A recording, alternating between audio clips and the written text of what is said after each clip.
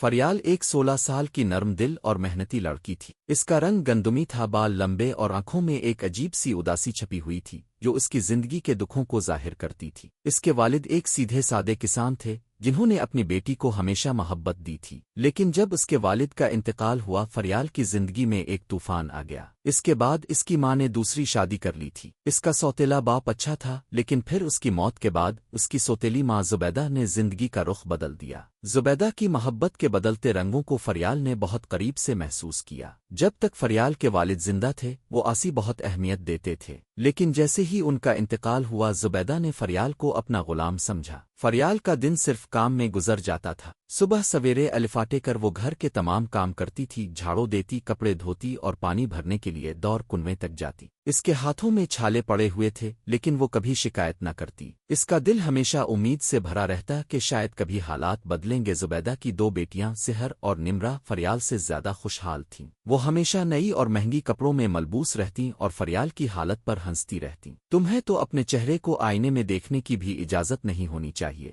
نمرہ ہمیشہ فریال کا مذاق الفاڑتی۔ سحر بھی کبھی پیچھے نہیں رہتی تھی، کتنی عجیب لڑکی ہے، پتہ نہیں یہ کیسے جیتی ہے۔ فریال یہ سب سنتی تو چپ رہتی لیکن اندر سے ٹوٹ کر رہ جاتی۔ زبیدہ ہمیشہ فریال کو کم تر سمجھتی تھی اور اس کی محبت ہمیشہ سحر اور نمرہ کے لیے ہوتی۔ وہ دونوں بیٹیاں جب فریال کو کام کرتے ہوئے دیکھتی تو بے پرواہی سے ہنست اور کہتی یہ ہمیشہ ایسا ہی کرے گی کیونکہ یہ غریب ہے، اس کا کیا۔ ایک دن فریال کو سٹور روم کی صفائی کا حکم ملا۔ وہاں اندھیرا تھا، گرد اور مٹی سے بھرپور جگہ تھی اور ایک پرانی چیز اسے اپنی طرف متوجہ کرتی ہے۔ جب فریال نے اس چیز کو اٹھایا تو وہ ایک چمکتا ہوا آئینہ تھا۔ جیسے ہی اس نے اسے چھوا ایک عجیب سا دھواں الفاٹے اور سامنے ایک بوڑھی عورت نمودار ہو گئی۔ وہ عورت فریال کو گہری نظر سے دیکھتے ہوئے بولی یہ آئینہ حقیقت کو بے نقاب کرتا ہے، جو جیسے ہے وہ ویسا ہی نظر آئے گا۔ فریال کی آنکھوں میں حیرانی تھی لیکن وہ آئینہ گھر لے آئی اور اسے اپنے کمرے میں رکھ دیا۔ اگلے دن جب سحر اور نمرہ آئینے میں اپنی شکل دیکھنے آئے تو وہ اسے دیکھ کر خوف زدہ ہو گئیں۔ ان کے چہرے پر سیاہی اور خشکی چھا گئی اور انہیں خود میں عجیب سی بےزتی محسوس ہوئی۔ انہوں نے چیخنا شروع کر دیا اور آئینے کو شیطانی چیز قرار دیا۔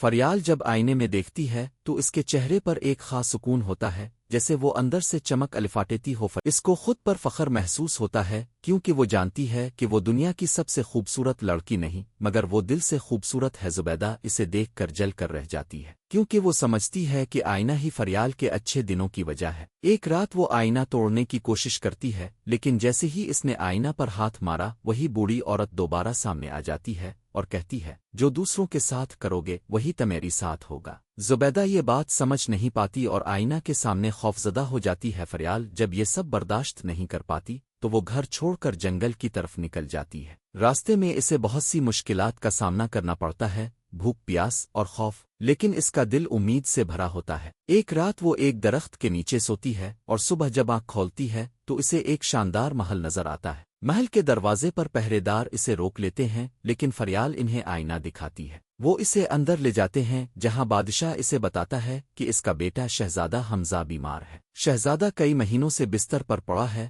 اور اسے کسی حکیم جادوگر سے سکون نہیں مل رہا۔ فریال کہتی ہے میرے پاس ایک طریقہ ہے لیکن وہ الگ ہے۔ فریال شہزادے کو آئینہ دکھاتی ہے۔ شہزادہ جیسے ہی اس میں خود کو دیکھتا ہے تو اس کی آنکھوں میں شرمندگی اور پچھتاوا آ جاتا ہے۔ وہ خود کو ظلم اور غرور سے بھرا ہوا پاتا ہے اور اپنی غفلت پر افسوس کرتا ہے۔ وہ اسے معاف کرنے کی درخواست کرتا ہے اور فریال کہتی ہے تمہاری دل میں سچائی ہے اور یہ تمہیں بدل دے گا۔ شہزادہ صحت یاب ہوتا ہے اور اس کا رویہ بدل جاتا ہے۔ وہ اب پہلے کی طرح مغرور نہیں رہتا بلکہ خادموں کے ساتھ عزت سے بات کرتا ہے اور لوگوں کے ساتھ حسن سلوک کرتا ہے۔ بادشاہ اسے فریال سے شادی کرنے کی پیشکش کرتا ہے اور فریال شہزادہ کی تبدیلی کو دیکھ کر بہت خوش ہوتی ہے۔ فریال اب محل کی ملکہ بن چکی ہے مگر اس کا دل پہلے کی طرح نرم اور سادہ رہتا ہے۔ وہ اب بھی اپنی شرافت اور سچائی کو نہیں چھوڑتی۔ شہزادہ حمزہ اس سے محبت کرتا ہے اور دونوں کا رشتہ مضبوط ہوتا ہے۔ فریال اپنے گاؤں واپس آتی ہے اور وہ سوتیلی ماں اور بہنوں کو آئینے کے سامنے لاتی ہے۔ وہ اپنی حقیقت کو دیکھ کر خوفزدہ ہو جاتی ہے۔ فریال کہتی ہے یہ تمہاری حقیقت ہے اور یہ تمہاری زندگی کے اثرات ہیں،